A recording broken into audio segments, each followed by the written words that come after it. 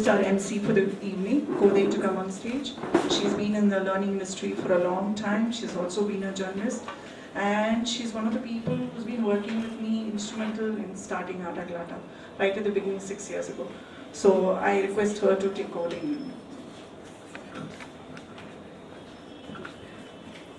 Homecoming coming to Atta Galatta because it's a place which was conceived to have a whole lot of vernacular writers who are writing in vernacular languages, and so it feels very great. It feels like homecoming to have Meera and Shinie and Meera.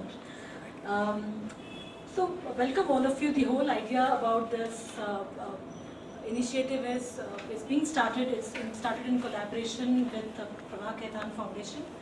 And it's part of a series where we're talking about a lot of vernacular writers. We're meeting with them, and we're going to have a series of writers who are going to meet a small group of people who have any questions on literature or the authors. And we have two eminent writers, most of you are aware of, Meera, who has had a great impact as far as Malayalam literature is concerned. And she's been considered as a contemporary classic. Multiple awards, I won't go into all the details, but I think one of her very well-known works has been Atta, and it's been translated in multiple languages, and even in Malayalam it has won the Kendra Sahitya Academy Award in 2013. In 2015 she won the National Sahitya Academy Award for the same work, for the Hanging Woman, and a couple of other works. So she's previously worked in Malayalam Manorama, and she's been a journalist, so I think that's a common trait. And then she moved on to write a lot of poems and short stories. A lot of translated works, if you talk about some of her translated works have been Yellow is the Color of Longing, The Gospel of Judas. Those are some of the prominent works that she's come up with. So welcome, Meera, good to have you. And we have with Meera, we have Shinie Anthony, of course, who will be in conversation with Meera today. And if I have to talk about the top things that, if you have to talk about Shinie's, of course, apart from her works, the recently successful, very, very successfully concluded Bangalore Poetry Festival. She's the director of the Bangalore Poetry Festival, and I think it's in its third or fourth edition. Third edition, yeah. And we had full house on both the days, on Saturday and Sunday last week. So Shinie has really chaired that. And she's also the co-founder of the Bangalore Literary Festival. She's also authored several short stories, anthology short stories. If I could recollect some.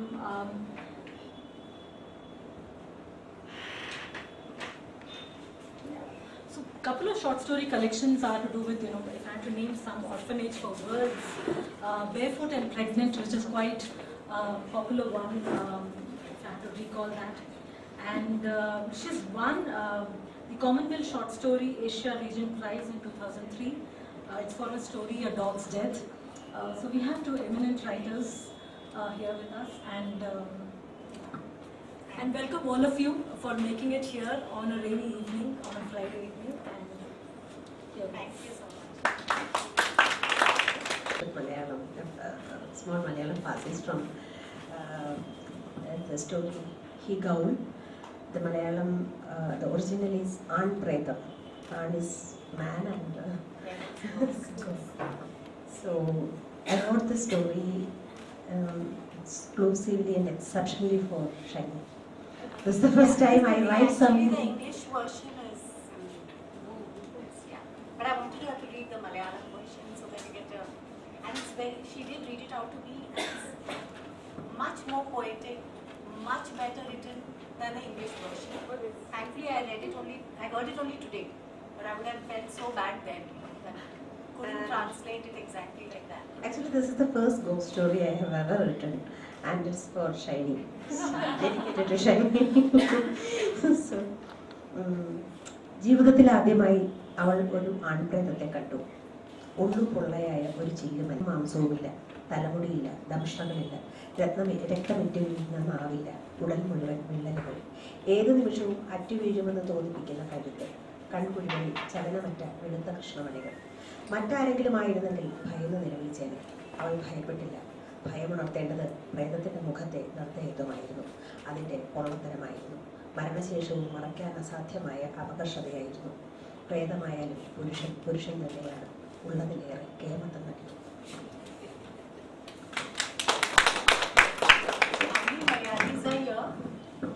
You all got that, right? Okay. So I'm just reading the English version of that.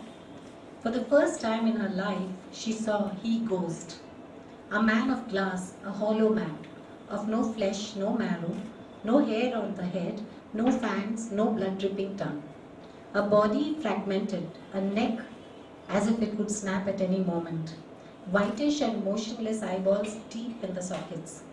Anyone else would have screamed in fright seeing him. She felt no fear. What was terrifying was the sheer hardness of the he-ghost's face, its hollowness and its naked inferiority. Impossible to hide even after death. Even when he is a ghost, a man is a man. He shows off more when he is got.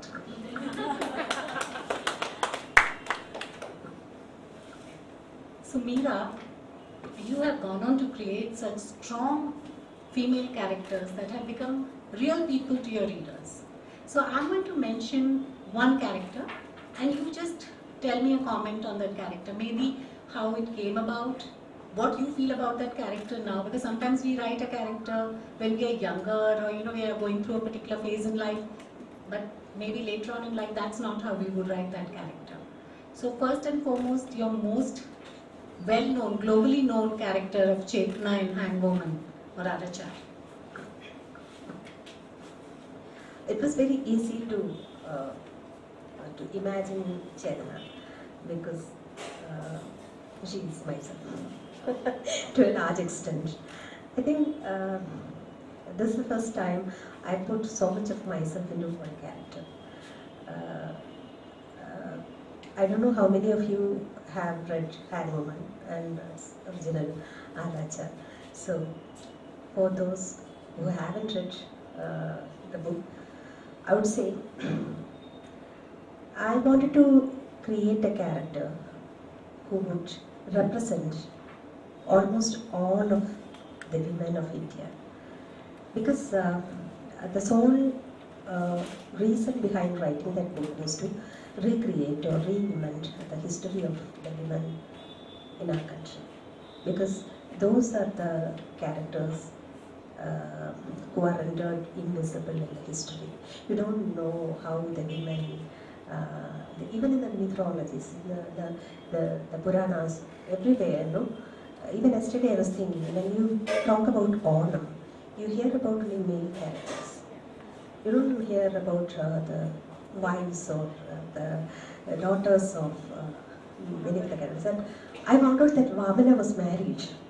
His wife's name was Kirti. And even Mahabali had 2 daughters. So I just wanted to document or to find out or discover the women characters, the women who are under invisible in history. And then I wanted to bring out the hollowness of the so-called empowerment of women, the official empowerment of women happening in our country.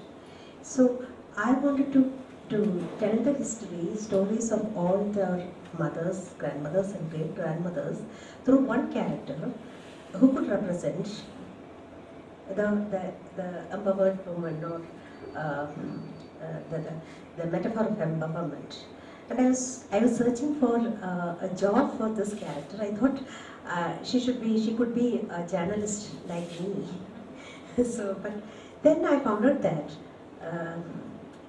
the post of the job of hangman, the executioner, is meant exclusively for men only. So even after 70 years of independence, we haven't ever visualized a woman in that job. And this job has a peculiarity. It's no single job.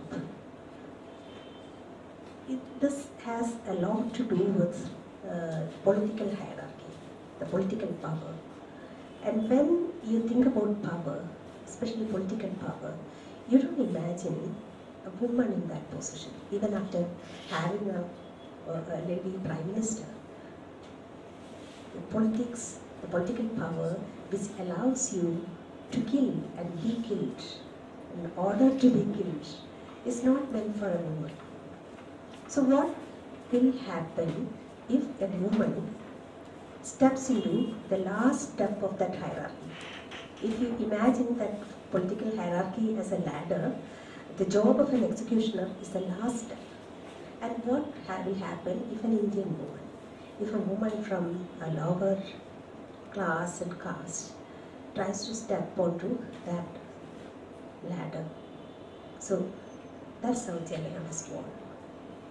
There's a paragraph in the book where she mentions how she tries out tying the knot for the first time, and it's a beautiful paragraph. I'm sorry, I don't have the original. Yeah, I asked her whether she would read that out, but she didn't have the book with her. Great. Yeah, will you just give? No, she'll find out. Just give her the book. The last രണ്ട് തവണ കൂടി വരേണ്ടി വരും. തൂക്കുന്നതിന് ഒരാഴ്ച മുമ്പ്, പിന്നെ തലേന്നും. തൂക്കുമരവും നിലവറയും ലിവറും ഒക്കെ പരിശോധിക്കാൻ, പിന്നെ മണൽച്ചാക്ക് വെച്ച് നടത്തണം. ബാബു, അവൻ്റെ വെയിറ്റ് എത്രയാണെന്നാ പറഞ്ഞത്? കഷ്ടിച്ച് 50 കിലോ തൂക്കം, 5 അടി 10 ഇഞ്ച് ഉയരം. അവൻ്റെ ഒരു അശുവാണ്, ശിദ്ദേ ബാബു പറഞ്ഞു. അപ്പോൾ എത്ര കിലോയുടെ ഭാരം വെച്ച് വേണം നമുക്ക് തൂക്കി നോക്കാൻ? ചെയ്തു. അച്ഛൻ എൻ്റെ വിജ്ഞാനം പരിശോധിക്കാനും പ്രദർശിപ്പിക്കാനും വേണ്ടി അന്വേഷിച്ചു. ഭാരത്തിൻ്റെ 1.5 ഇരട്ടി, 75 കിലോ. ഞാൻ പറഞ്ഞു. ശരി, കയറിൻ്റെ നീളമോ? അച്ഛൻ വിജഗീഷുവായി ചോദിച്ചു. 7 അടി 2 ഇഞ്ച്. നീ ഒരു കുടുക്കിട്ട് ബാബുവിനെ കാണിക്ക്. ഞാൻ നിസ്സഹായയായി. പേഴ്സ് താഴെ വെച്ച് ഞാൻ ആ വലിയ കയറിൽ സാവധാനം തൊട്ടു. കയറിൻ്റെ രോമങ്ങൾ കൂർത്ത് മൂർച്ചയേറിയ മുള്ളുകൾ പോലെ എൻ്റെ കയ്യിൽ തുളഞ്ഞു. നല്ല ഭാരമുണ്ടായിരുന്നു കയറിന്. ഞാൻ സാവധാനം അതെടുത്തുയർത്തി. ശിദ്ദേ ബാബുവിനെയും പോലീസുകാരെയും ഒന്ന് നോക്കി. അവർ ആകാംക്ഷയോടെ എന്നെ തന്നെ നിരീക്ഷിച്ചു. അച്ഛൻ തോർത്തെടുത്ത് വിയർപ്പ് തുടച്ചു. ഞാൻ കയർ വളച്ച് സാവധാനം ഒരു കുടുക്കുണ്ടാക്കി അച്ഛനെ നീട്ടി. ഹാ, പെർഫെക്റ്റ്. അച്ഛൻ സന്തോഷത്തോടെ അത് കയ്യിൽ വാങ്ങി എല്ലാവരെയും ഉയർത്തിക്കാട്ടി. കണ്ടോ ഷിദ്ദേ ബാബു, കണ്ടോ സഞ്ജു ബാബു, ഞാൻ പറഞ്ഞില്ലേ ഇതെൻ്റെ പരമ്പരയുടെ ചോരയിലുള്ളതാണ്. അവൾ പെണ്ണാണെന്ന് നിങ്ങൾ തള്ളിക്കളയുകയൊന്നും വേണ്ട. അവൾ എൻ്റെ മകളാണ്. ഗൃദ്ധാമല്ലിക്കുമാരുടെ മുഴുവൻ ശക്തിയും പ്രതിഭയും അവൾക്കുണ്ട്. ഷിദ്ദേ ബാബുവും സഞ്ജീവ് കുമാറും പോലീസുകാരും തലകുലുക്കി സമ്മതിച്ചപ്പോൾ എൻ്റെ മനസ്സ് മ്ലാനമായി. ജീവിതത്തിൽ കിട്ടാതെ പോയ ഒരുപാട് അംഗീകാരങ്ങൾക്ക് പകരം ഒരു കയർ കൊടുക്കാണ് വിധി സമ്മാനിച്ചത് എന്ന ചിന്ത എന്നെ അലട്ടി.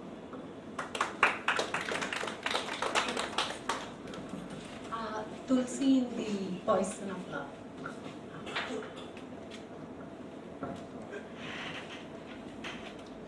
Tulsi happened much earlier, no? Sometime around 2007. But the translation. Yeah, translation came out recently. Tulsi took birth from one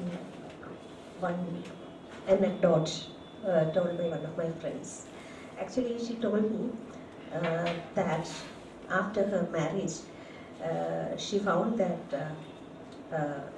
her husband had so many girlfriends, and she happened to read the letters, love letters, written by Other women to him. So he had kept all of them very safe. And she said she was so shocked to read those letters because each letters had almost same lines replying. Obviously, it was the same lines written by him. So these were replaced.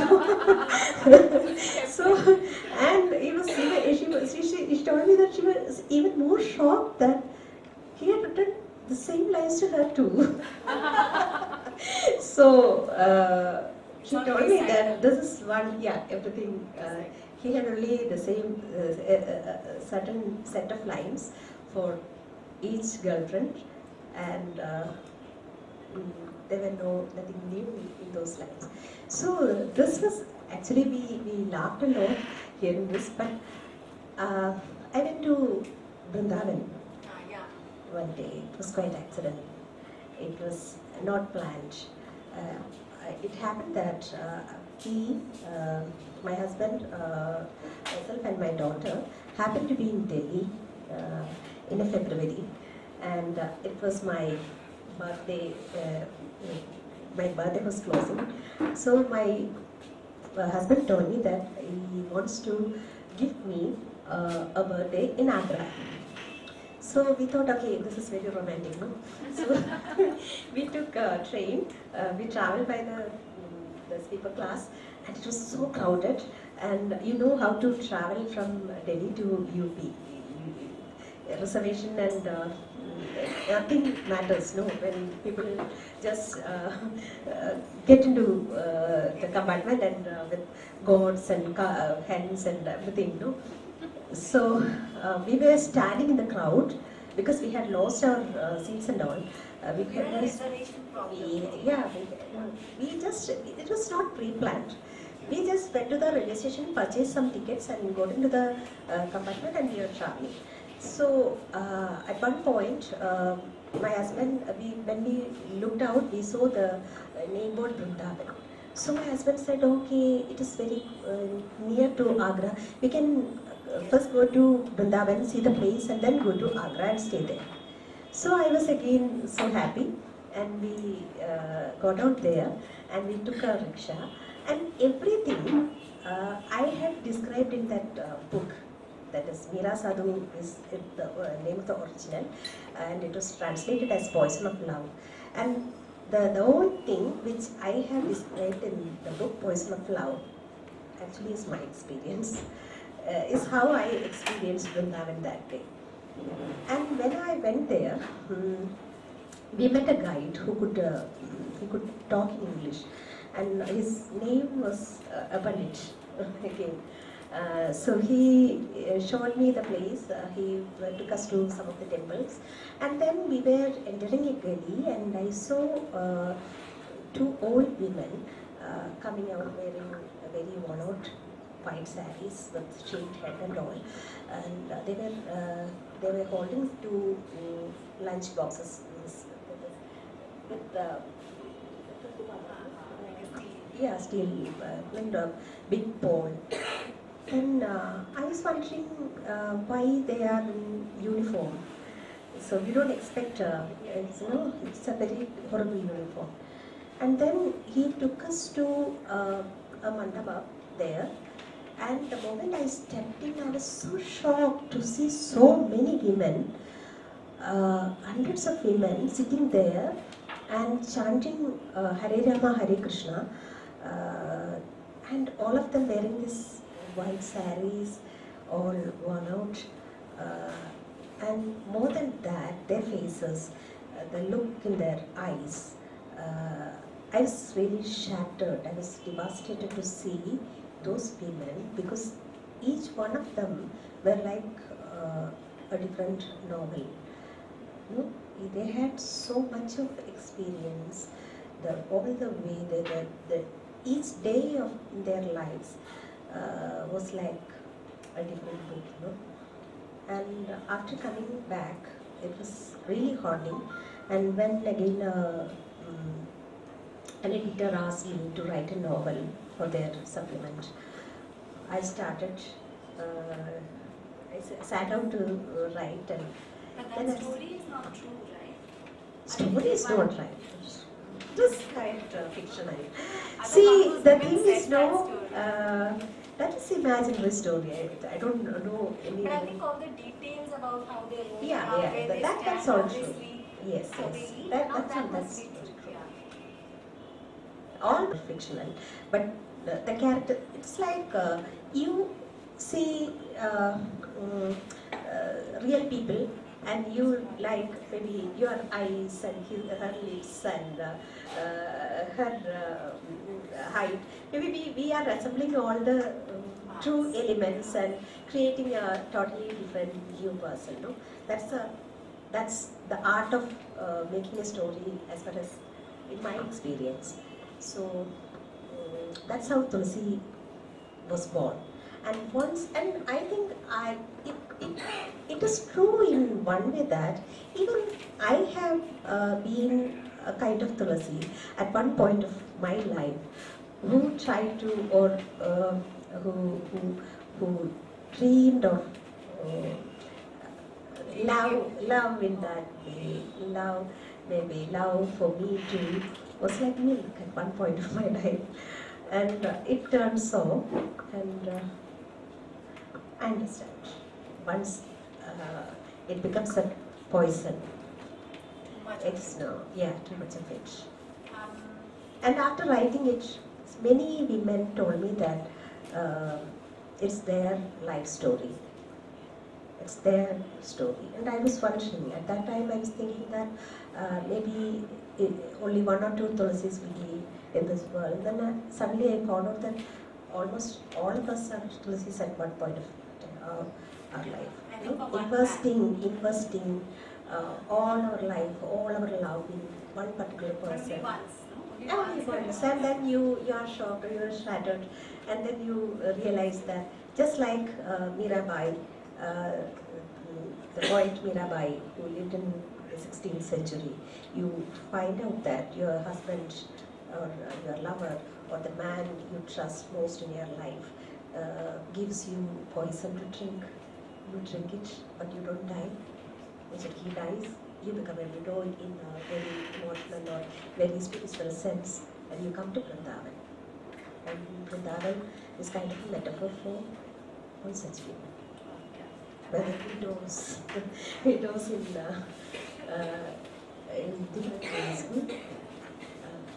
Now the woman that we read out, Anpredam, the woman who goes back to meet her dead lover, who is as a ghost. She read it in Malayalam and I read it in English. She's a nameless protagonist in the story. She doesn't have a name, but as you can see, she's very interesting because she's come to the place where he had been killed. So Meera will tell us how she thought of this character. Though she says she wrote the story for me, the character is completely. It's an imaginary story, of course, but kind of. It has layers of, it's kind of an allegory too. It can be an allegory. When I thought of writing a ghost story, I was thinking whether to write the traditional ghost story with the woman ghost, no? The she ghost. But I thought, okay, it's too boring. Why can't men be? And they do die in a very figurative or spiritual way in our minds. That's how it happens. I like the part where she says that she tells the dead guy that your wife remarried almost immediately after you died. Like that's a moment of revenge. That not even your wife. Yeah, that's the only way you can beat a man, no? Even in his ghost life. Then the latest book, which you've not written now, but which is got translated now, The Unseen Idol of Light. Deepti is a heroine of that, and who? No, Deepti is not the heroine. Actually, there are two women. But Deepti kind of disappears. Yeah. The original was titled Netron Milanam, and Netron Milanam is a tantric term. It means the eye-opening ritual which we perform, especially in Kerala, when you do the Pradishta Karma, the installation of an idol.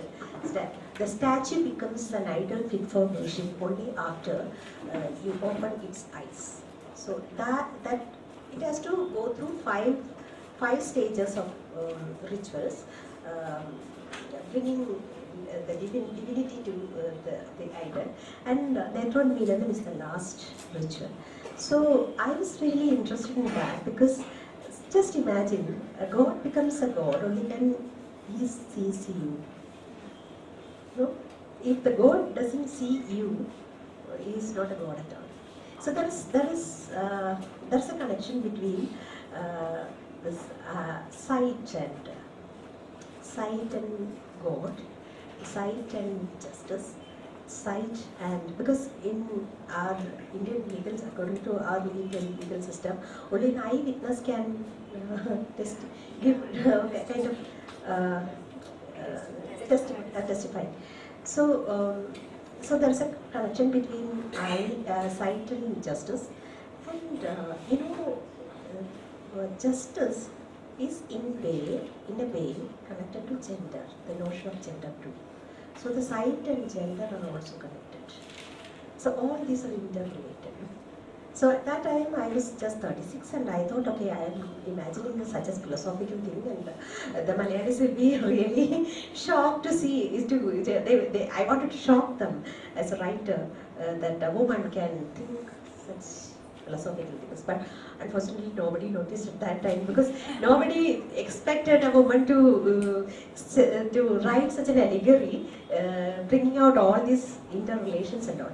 But later, after Arachar is special to me in that aspect that it actually destroyed the notion of many of our patriarchal men and women in Kerala, that a woman also can do such a thing, no? So after that they started reading me seriously, so they understood that this woman is very vicious, and she's very malicious, and she can hide many meanings in her lines. So after that they started reading this novel very seriously, and now many readers come to me and tell me that this is one of their best liked novels. So in that Netron Milana, that's the idol of Ansi. Seeing idol of light. So in Netron Milana, so there are two women in Netron Milana. One is Diti and one is Rajani. And I should say that the spark behind the story was again a personal experience. I had a very loving school teacher. His name was Robert Chandran Kumitan. He was very old. He was my father's teacher also. My father was the first batch in his career as a teacher, and I was the student of the last batch just before he retired. And he had influenced me in many ways. He shaped me. He gave me some of the values I still stick on to. And then after so many years, after leaving school and all, when I met him, after becoming a journalist and all, his wife had retired and his wife had passed away. And his wife's death was quite a shocking one. So the story is that both of them were enjoying their retired life. Theirs was a love marriage. She was his cousin, and they were in love and got married, and they actually grew up together. So he told me she was very beautiful too. She was very loving and such a wonderful woman. So he told me that they were enjoying their retired life, and one day they went to attend an engagement of a person, a relative's daughter, in their own village, and they came back. They were talking all the way. They entered the house, they were talking to each other.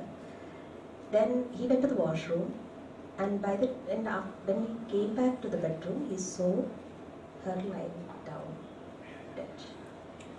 So he said it was such a shock that he couldn't believe that the person to whom he had been talking till a few minutes ago is not home. And after all the rituals were over, that is the 7th day ceremony, he had a very old Bajaj scooter, a green scooter, I still remember. So he took the scooter and he thought of going out. And he took the scooter and rode it, and then he said he found that everything had changed. Suddenly he felt that everything lost its shape and size. So for example, he told me that he saw a hen and it looked like an ostrich. and he looked at the on one side of the road it was sold, it was night, and the other side it was day. And then he said he just rode a few yards and he saw the road suddenly ended. And he parked the scooter on the side and he walked back. He said he came back as a blind man. And the doctor told him he had some problem with his eyes. You know, it was the beginning of the glaucoma already. And after this shock, the nurse said totally affected, and he could never see the world as before. So this was the spark which made me think about the connection between sight and love. So what will happen to a man when the woman he loves suddenly disappears? And Deepthi is kind of the woman full of light. So this is the picture, the woman a man always creates in his mind. Maybe this is the kind of woman a man wants to have in life. And Rajini is the real woman. So what will happen to a man when his dream woman disappears? He finds out that the dream woman is normal and the real woman is very difficult to love. So that's the truth.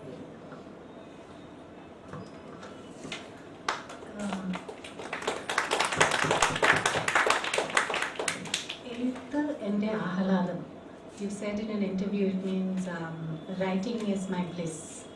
How do you write what you write? And just take us through a typical day in your life as a writer. That will be very demoralizing. So I don't know. But to me, actually, from childhood, I knew that I am going to earn my living through writing. I knew only letters, alphabets, no aksharangal is going to be my annam, means my food. So I wanted to earn my living through writing. That's why I became a journalist, because I was not confident of becoming a writer. Because so many writers were there, all of them were great writers in Malayalam. So I never had any chance of establishing myself as a writer, telling something new. I never knew I had something to tell new, because everyone was talking, saying or writing whatever I wanted to tell the world. It was after I became a journalist that I started writing a lot, and then I found that I wanted this kind of the pleasure of reading from whatever I write. For example, even if it is a news story, even if it is very obituary news, I wanted to make it different from the way it is normally given. So this kind of search for something new must have drawn me back to creative writing. And one good thing about journalism is that as a journalist it gave me a lot of opportunity to see a variety of lives, a variety of people, otherwise we couldn't meet. So I've seen a range of situations in life, people talking about their own lives, their own experience. And I see the two phases, sometimes each one of them keeps just to survive or just to overcome. So this kind of exposure to the kind of realities we have has helped me a lot. And that's how I was driven back to creative writing. And once I started creative writing, I found that this gives me the pleasure of completing myself. So all the inadequacies, all the shortcomings of myself are being taken care of. I maybe because I am so unhappy with the world around myself. I want to create a better world, fulfilling all my desires in imagination. It's very beautiful. Okay, so then I'll ask you Yeah, I didn't tell you how I write, no? yeah. So when I write only when only at gunpoints. So somebody has to tell me that some editor has to call me, and he has to tell me that he has reserved some space for such and such date, and I have to find that story by such and such deadline, and I will just procrastinate till the deadline happens, and on the eve of the deadline I will sit down and I will just start writing, and I will finish it just by the deadline for the finish, and it will be over. Even if I write much before, sometimes I have tried writing well in advance, but again, just before the deadline, I would like to change. There will be a lot of changes. So I think there is some problem with me, some personality disorder, which triggers the creativity at pressure points. So if you're kidnapped by a guy, is told that you'll be led to. You must remember, no? When you started, If I I give her too much time, she doesn't deliver a story. But I think for Boo, you gave me a story pretty fast. Yeah, because she said I had to file it by 1 week or 2 weeks. No? I lied. And I don't know how I can write like that. One day I was sitting in my office and suddenly one line came to my mind. It was like Achamma അശ്ലീലം എഴുതാൻ ആരംഭിച്ചതായ അവസരത്തിങ്കൽ അച്ഛനും അവറാച്ചനും ആകമാന കത്തോലിക്ക സഭയും അസ്വസ്ഥമായി. This was the line, sentence which came to my mind. So the meaning is that when Achama started writing obscenities, Achan, that is the priest, the church, Avarachan, her husband, and Agamana Katholika Sabha, and the whole of Catholic diocese became disturbed, uncomfortable. Actually, I got this idea. I was writing in a sarcastic. I was thinking in a sarcastic tone because at that time there was kind of a great criticism that the young women writers in Malayalam, they are trying to grab attention by writing obscene, vulgar things. No, that is writing about sex. So women try to grab attention by writing about sex was a great criticism in those days. So I wanted to make fun of them by writing this. And later I forgot this. I couldn't finish that. I was sitting in the office doing a page and this sentence came to my mind. And it actually stick to my memory because of the alliteration and the music of the rhythm of the sentence. Then after so many years, I quit the job and then I was writing Aracha. At that time, a new magazine for women was launched. It was launched by K. Ajita, the ex-Naxalite. You must have been familiar with her. Ajita is one of the Naxalites in the 70s, the early 70s. And later, after being released from jail, she's a full-time social worker. And she's one of the women I respect most. She's such a wonderful woman. So when she asked me to give her a story for their magazine, I thought, okay, I should write something very a woman's story, a story of women. And suddenly I remembered this. After so many years, I don't know how I remembered it. So I just typed it again, and there came the story flowing. I don't know where I had stored and saved the story all these years, in which folder it was lying. But then there was no interruption at all. It came running, going out, and I gave the title Achamaki Sambhavichathu. What happened? Achama. So the story is about a woman, a Christian woman, a very pious and holy,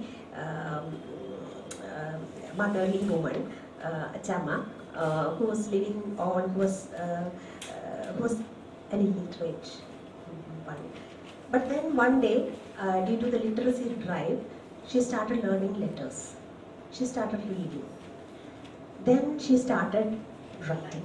First she wrote stories for the children. Then she started writing stories for the moral stories, which were published in their diocese publication. Then she started writing love stories. So once she started writing love stories, one of her daughters were upset, but then she started reading more, and she transformed into a writer. So that's the changes, how it affected her life, her family. So that's and in a way it is also the social history of Kerala. It also brings how our life changed, our day-to-day life changed, our middle class, how the migration as well as migration to America, everything affected our family, our viewpoints. So connected question to this is, you have done so many genres. You have written film script, you've written novel, novella, short story. So, and journalistic writing, one of our pieces of won a huge award on the women laborers in Kerala. So, what are the similarities in all of this? Because there's one Meera writing all of this. So, in what way are all these connected in your head? I think the only common element in all these writers is the reader. So I think I always step into the shoes of the reader to see how it reads. This is the only touchstone I have. When I was writing news stories or feature stories, I used to be judging myself as a reader of the newspaper, or such a reader, no? Looking for factual perfection, looking for. But the creative element in me, or the creative writer in me, had always insisted that it should give the pleasure of reading to someone who reads. So I always look for a very innovative intro or the first line, no, which should hook the reader. I think that training as a journalist has helped me a lot, because even today I'm very much worried about the first line of my stories. I want the first line of my story to be hard-hitting. So this is one lesson I have learned from journalism, that if you get the reader hooked in the intro, the hard work is done. He's yours for Yes. me. For the creative writer, the last line should be even more hard-hitting. You're saying it so simply. It's the toughest thing to get that first line, and it's killing to get that last line. The other thing I wanted to ask you was, how much time do you have? We have Lakshmi? 10-15 minutes. Yeah. So in the last 5 minutes, I'll open it out so that they can ask you questions. You've got so much praise, so many awards. In 2001, when you quit your job thinking, now I'm going to be a writer.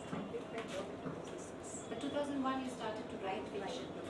So, from then to now, this room in Atta Galatta in 2018, 10th of August, there's a lot of stuff that's happened to you as a writer. When you wanted to be a writer, now you can look back and see that younger you who wanted to be a writer. So, can you share a couple of anecdotes of yourself understanding or recognizing that now I am a writer? Yeah.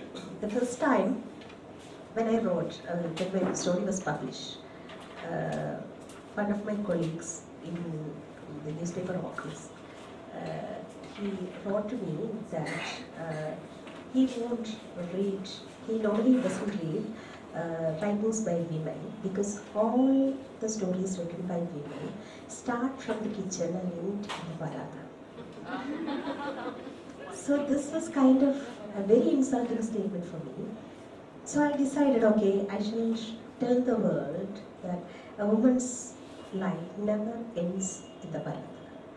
So in a way, it helped me to discover more themes for myself. So at that time, I never wanted to call myself a writer at all.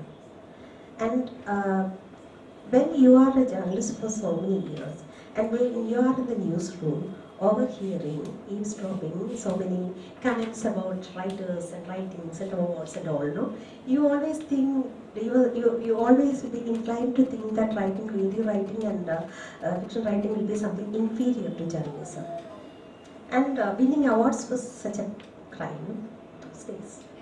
Yeah, but journalism was my passion, and I thought that being a journalist was much more important than being a creative writer.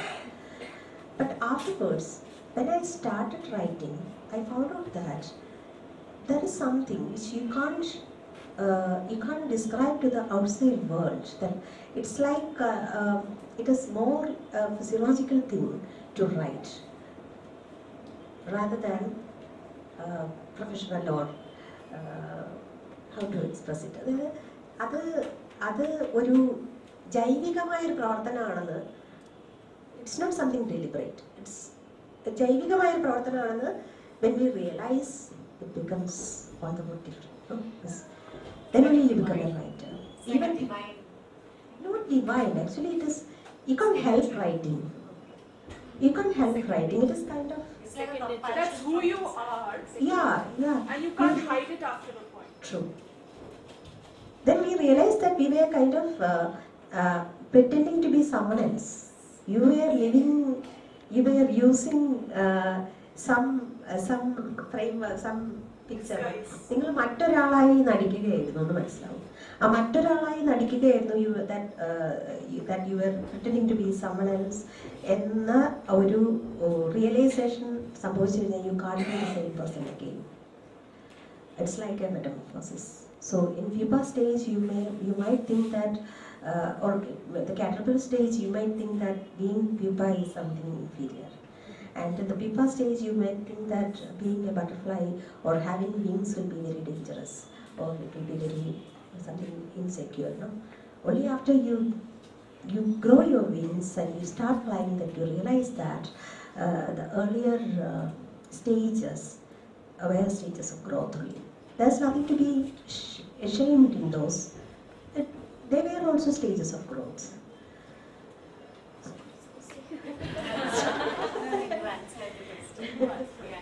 So, Your growth is a right to and I think some people ask me which story of mine is more, which one I like most. For that, I'll say that I can't say that because all my stories are like travelogues of myself.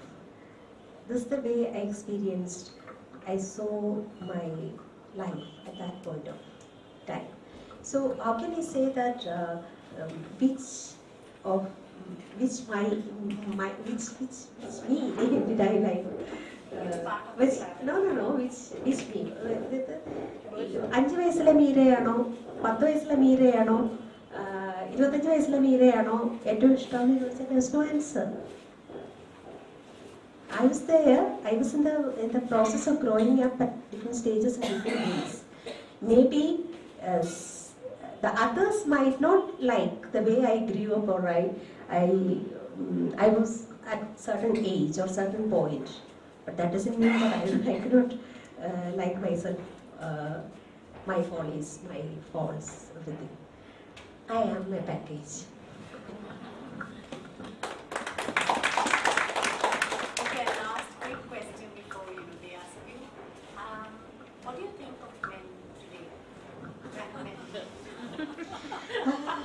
Actually, I am really empathetic with them. You're on their side.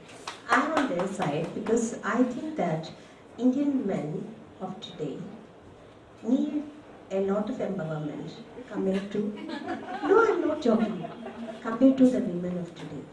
Because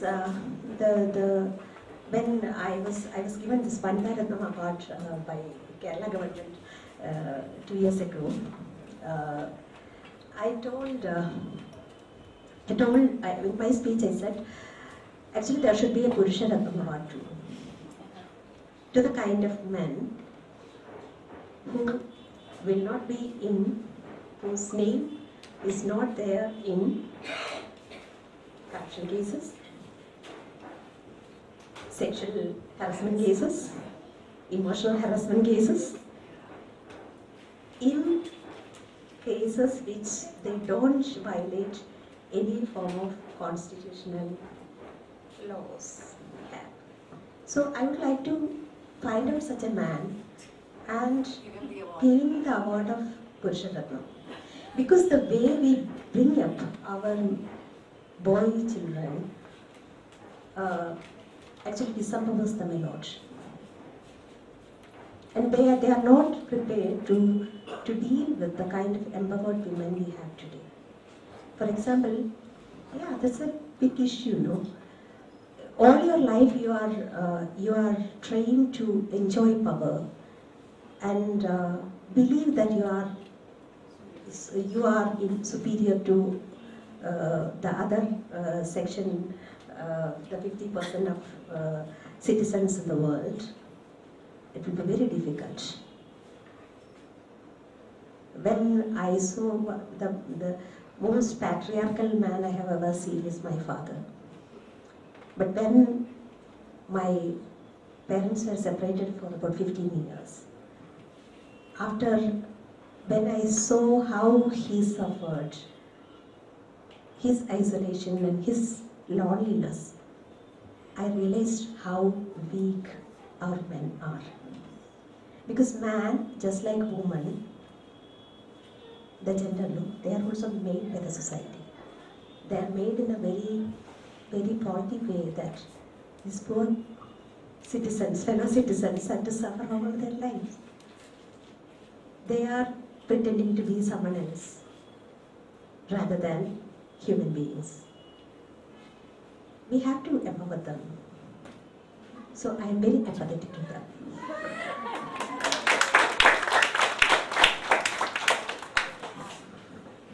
I'm very proud of Meera because she's from Kerala. She's a Malayali. She's a woman and she's a writer. And I'm sure most of you here would feel that pride too. So now I'm opening it out to you all to ask her questions and she'll answer.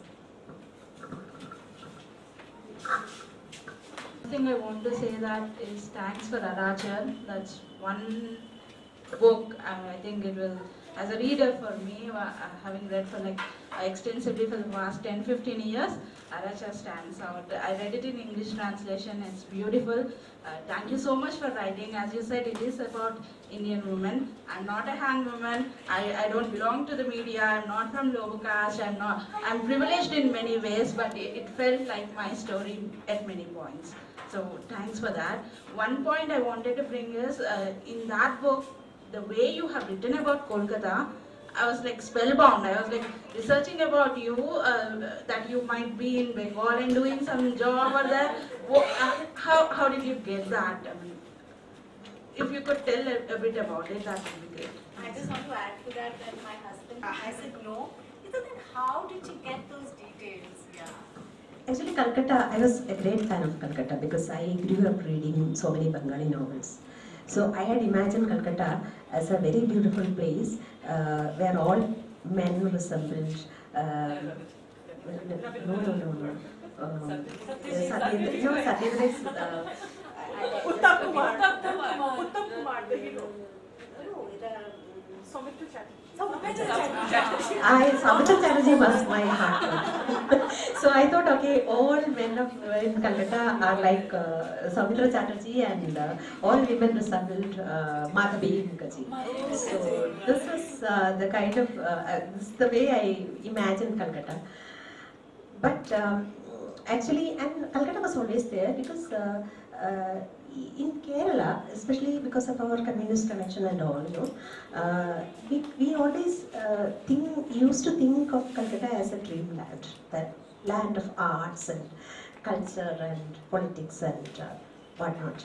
So when I wrote Arachar, I told you, I wanted to, I selected this, first I selected this job of Arachar, and I thought of writing it in the Kerala context, but then I found that it will be very difficult to write in the Kerala background, because the last hanging happened in Kerala was in 1995. But the last hanging in India, which took place in Calcutta in 2004, had so much of media attention that people remember that. So that's why I thought, okay, this is the best backdrop I can take. Because Calcutta, the story of Calcutta is the story of India too. All the political happenings, all the historical happenings were in Calcutta. That Calcutta was such an ideal setup for this.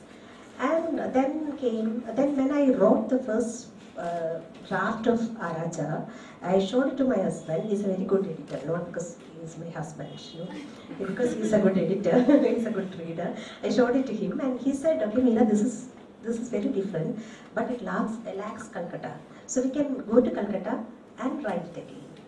Because you might think that it's because of encouraging his wife. It's not really that. Because he likes to travel. So he found this an excuse to roam around in Calcutta, and we went to Calcutta and came back after 10 days, and I started writing, and it changed the whole thing. And so after 15 chapters, we went to Calcutta again, this time for about 14 days. So this is the only time I spent in Calcutta. But it helped me a lot, because I went to Calcutta specifically to write this. So I was observing the place and people because I knew what to look for. So that helped me a lot. And again, whenever I had some doubts about how Bengalis behave in certain situations, I would go to some old Bengali movies and just start. Even I used to watch Bangla channel. So this is the way I research. And one good thing about Calcutta is that you get books on everything. The food, the streets, the houses, everything. If someone other than a non-Malayali wants to write such a book set in Kerala, it will be very difficult for them unless they know Malayalam. But about Calcutta, this is an advance. One is regarding Arachar. So I've watched Razak Kotikil's Arachar long back when I was a kid then. So it's about, the story is a documentary about a man. So it's filmed from the day before he has an execution. So it just monitors a man, how the executioner behaves from morning till evening. Has it influenced? Have you seen it? Yeah, actually, that was the spark that I am going to make my protagonist in Arachar. Because I had forgotten the whole thing, no? So in 2004, actually, I was a journalist and I was working in a newspaper. We used to get these PTI takes, and this incident was fresh in my memory. So I was searching for what happened to that hangman at all. So suddenly when it came to my attention, I got the picture here. I was very young then because it was short. I remember watching the movie that day at night, but I probably must be around 10 or Razak was a very close friend of my husband too. Very first podcast by Razak. Okay, the second thing, I read the Malayalam collection, and what was your inspiration for having it? About That's the one that was, I think. that's a story collection, and Ave Maria is one of the stories in that. It was written in 2005. Again, I wanted to prove to the world, especially the Malayalam readers, that women also can handle politics, that we also are worried about the political happenings in the world. So at that time, actually, the Communist Party of India was facing a right-wing deviation, and there were so many troubles and so many disappointments and disillusionments because of that. And this is one reason but this is the trigger behind that. And the spark for that incident was, I was living in a rented house at that time, and some laborers were there to working in the backyard, and I was sitting at my table, and I happened to overhear their conversation. In those days, actually, there was a big issue, big controversy going on, because one of the very much respected communist leaders, P. Govindapilla, had criticized EMS Namboodiripadu. So one person was commenting that, see, I am not going to vote for the communists again. So they are fighting it with each other. And the other person was saying, actually, this is all because of the media. So it made me think about this. And my grandfather was also a founding member of the party, and actually he was one of the early communists. In those days, my mother had seen most of them, and I had heard a lot of anecdotes about how they happened to think about it. So it all made me think, and I had seen a lot of early communists like Puthupalli Raghavan and all, and listened to them, their real experiences and all. So I was thinking I should write a story, bring this, and I imagined a craft where we can mix past and present in such a way that the past is based on true historical events, and the present is imaginary, it's fictional. It's that way it happened. My question is about your characters. They're very strong. They remain inside us for very, very long.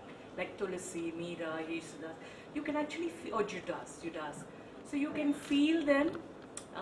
You can feel their blood. When you're reading it, you're inside their brain.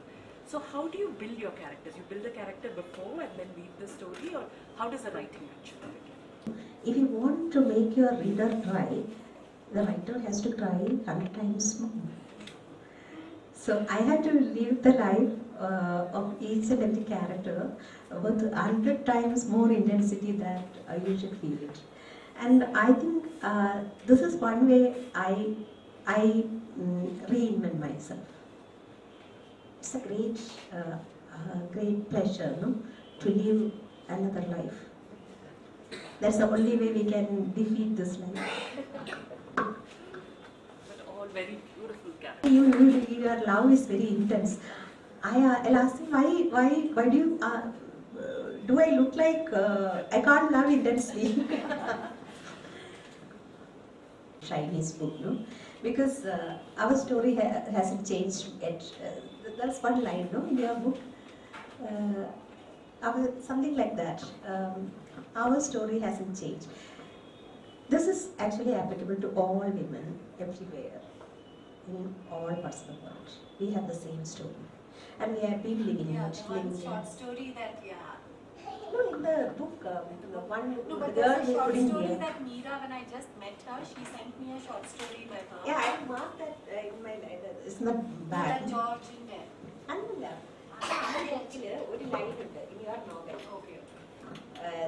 Two women, two girls, no, they have the same story. So this is my theory that all women have the same story. Really, it's the same story wherever you go, and you will be surprised when you read in a translation from some century the same line you have written without reading it. So it may happen because we all have the same life, we all have the same emotions. It is said that all women are connected to each other over centuries. No? The question is...